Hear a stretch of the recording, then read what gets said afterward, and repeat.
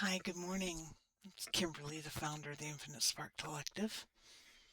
Hope you're all doing well. If you saw my post on the community, you know I wasn't feeling too well late last week. Allergies are getting really bad and stuff, and we really needed some rain. So thankfully, we've had rain for a few days to just kind of dampen down things. So if you saw the quick short, I already told you, we're working with the Sacred Symbols deck. Can use these for divination and meditation. So we're just gonna shuffle that and pull a card just to see what meaning they'll have for you today. And we're also going to work with the Oracle of the Seven Energies. See what the universe has to tell us today.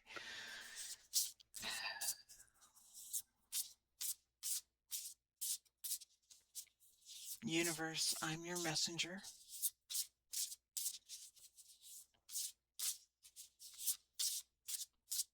What knowledge do you have to share today through me?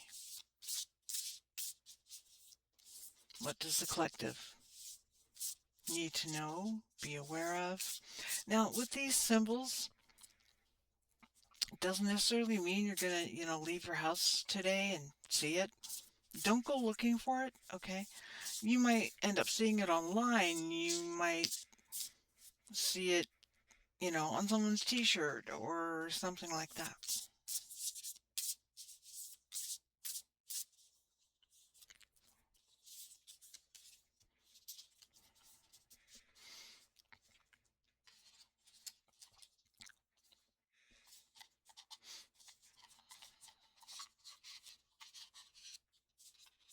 Sorry, just putting the cards away.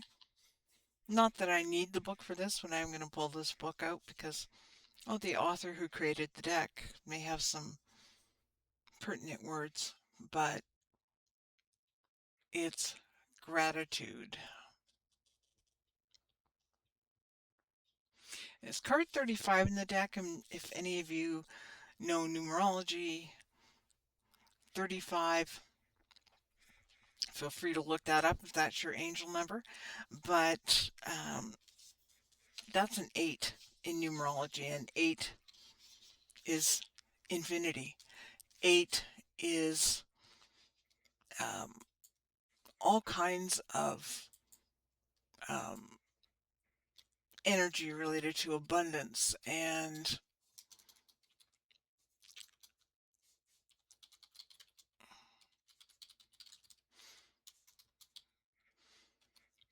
prosperity.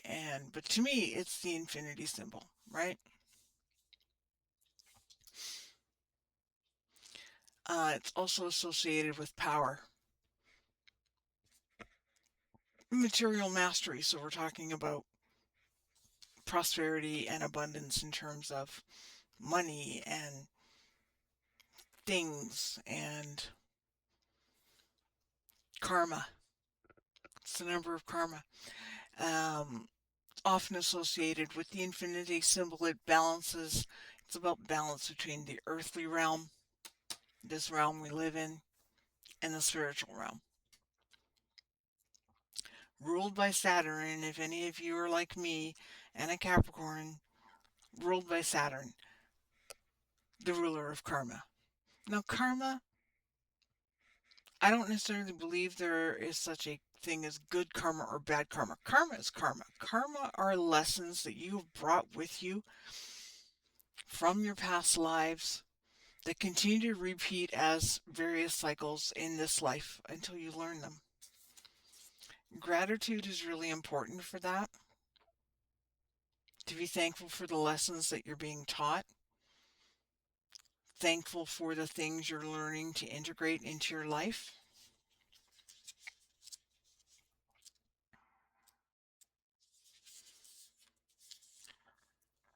A deep honoring is present.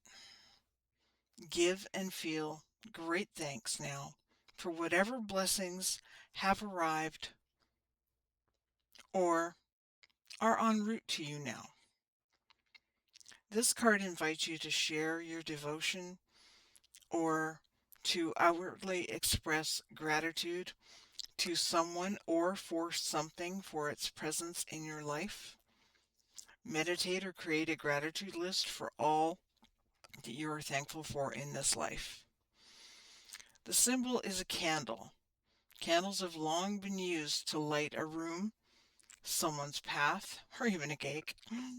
They're often used in magical rituals, in memorials, and to honor sacred passages of life. What I'm going to say to you is this. There's a number of things that we actually don't give gratitude for, and things I've learned.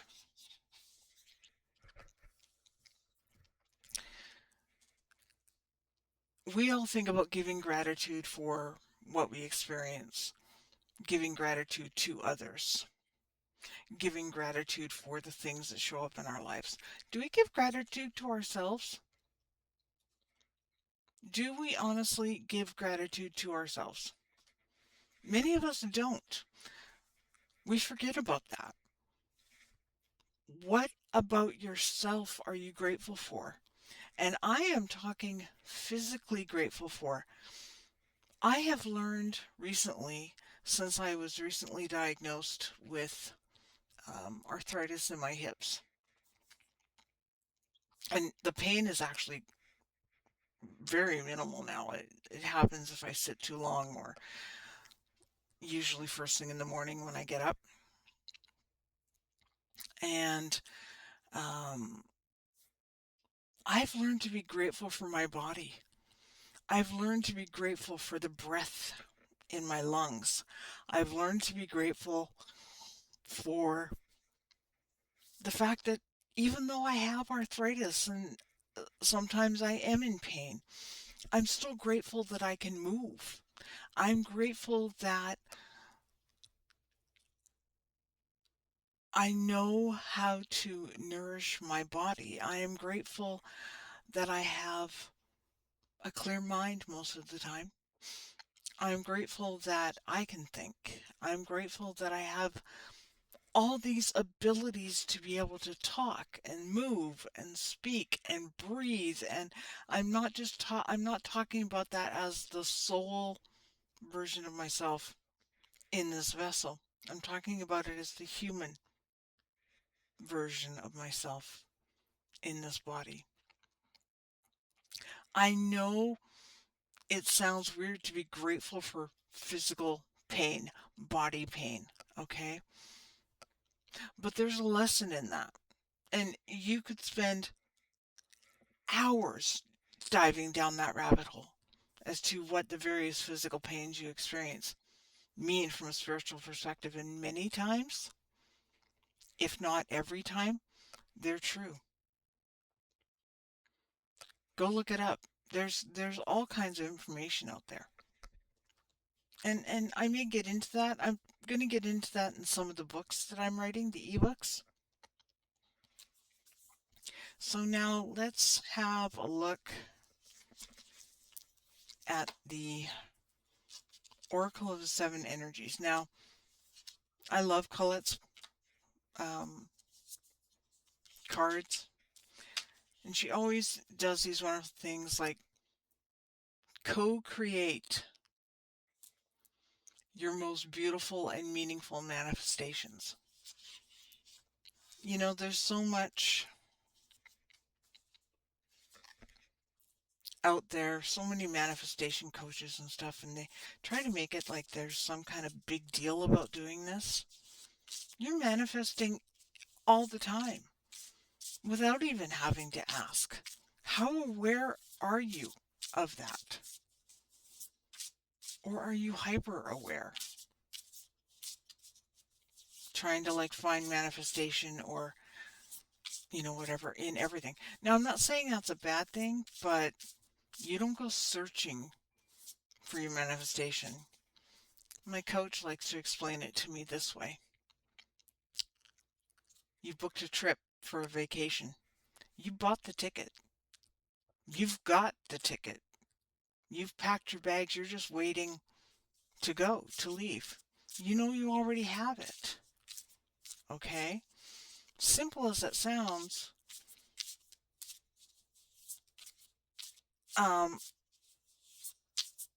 looking for concrete evidence all the time doesn't always work depending on what you're trying to manifest for. And sometimes you have to step back and just let it happen and stop searching. It's like planting a seed and then digging it up to see if it's growing. Leave it alone. So let's see what Colette's cards, and I do mean Colette Baron Reid, by the way, who happens to be Canadian like myself, and she's fabulous.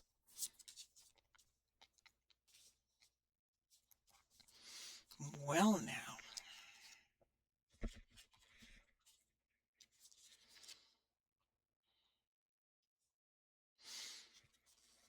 Two elephants in a tender embrace. Now, right now, that already speaks to me. The god Ganesha, remover of obstacles.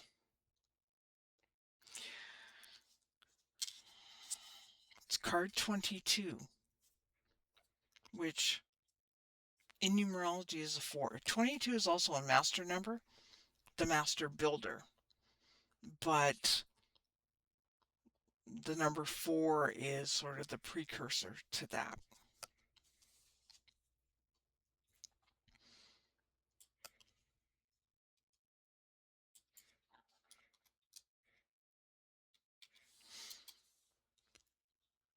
It's the ultimate symbol of structure, stability, and hard work. Known as the builder, it represents grounded, practical, and systematic approaches to life.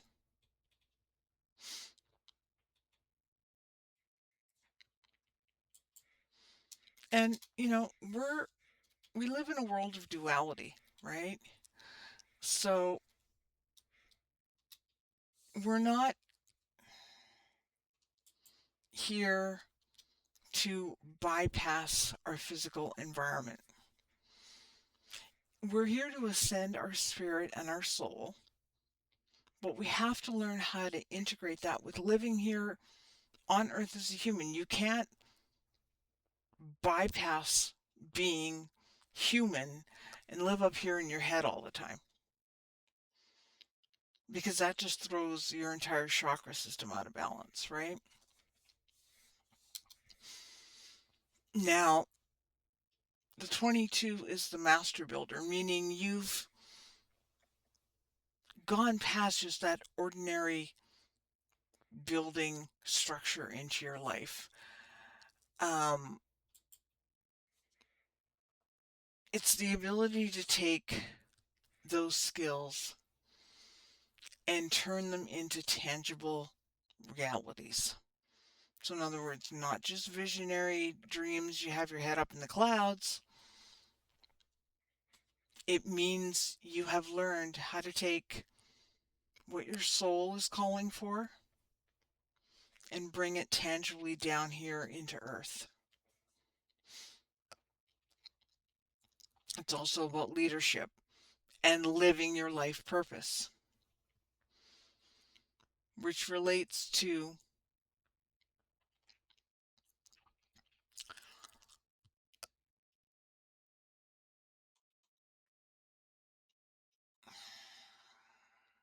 sorry, I'm just listening to my guys right now. Your life purpose. And your life purpose could be anything. But your life purpose is about service to others in whatever way that is. That could be working at McDonald's, making sure people, are, getting good quality food. Okay, and I know I just kind of threw McDonald's out there because it was just the first thing that popped into my head. But you have to admit, sometimes you go to a fast food place and the food just isn't what you remember, especially if you're like me and you don't eat fast food a lot. Um, it's kind of, you want to be able to provide quality. You want to be able to provide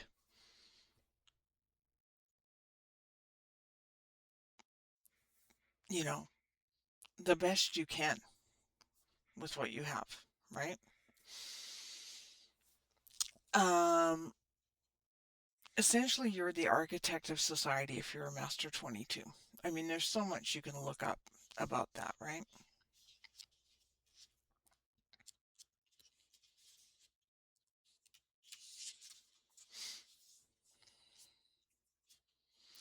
Compassion, warm heartedness, self care for yourself and others, or care for self and others, sensitivity and empathy, benevolence, kindness. That's what that card represents.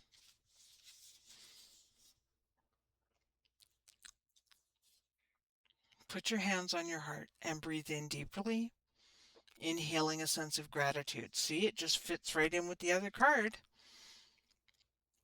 Now, how do you feel? Keep doing that. Tune in to the world around you, others you know, and even those you don't. Are you able to feel compassion for them? It's not easy. God knows I have to deal with that in my own life, in my living environment. It's not always easy to have compassion for others, but when you start realizing that the people around you that are closest to you are actually projections of parts of you that you maybe have negated, the shadow parts of yourself, old versions of yourself, that's when you can have compassion. And I know that. You can't always have compassion for people. Sometimes you have to pity them, right?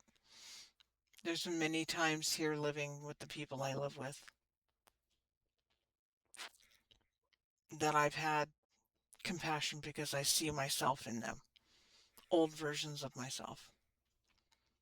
But there's many times I see they're not versions of me. And I have to pity them. And I think maybe it's more empathy. Empathy and pity, they're not synonymous, right? But, you know, uh, you just have to let them go through what they need to go through because it's their lesson. You learn your lesson by understanding that they're a version of you that is already left, not in your timeline anymore. Compassion is an emotion of tenderness and sensitivity, and it's a feeling of benevolence and reverence as you stand and witness the suffering of the world. Now's the time to reduce that pain and focus on compassion in all areas of your life. Do something deliberately kind for someone else. Even looking a stranger in the eye can make a world of difference. Ask yourself, where do I need to be kinder and gentler? How can I serve, and in what capacity can I be in alignment with the solution to the suffering of the world? Okay, we can't heal everybody. We can't fix everything, but I'm sure in your own little space in the world, and you can't people please everybody and serve everybody, but there might be that one person that you can be compassionate towards and offer some kind of help, which sometimes I will say can backfire, but take it for what it is, right? If you spend all your time in service to others, it's easy to forget about yourself. So this card is also saying you need to sometimes learn to be compassionate and kind towards yourself. When you accept yourself, you can be more loving to others. Make a commitment to practice self-compassion. Make a commitment to be empathetic to yourself. Release yourself from the burdens of perfectionism. Allow yourself the grace to be human and do the same for others. It's not your job to tell others how to express themselves or even how to be or behave, even if you don't like the way the world behaves. Today, be kind for no reason and watch miracles happen. Honestly, I think what my guides are saying is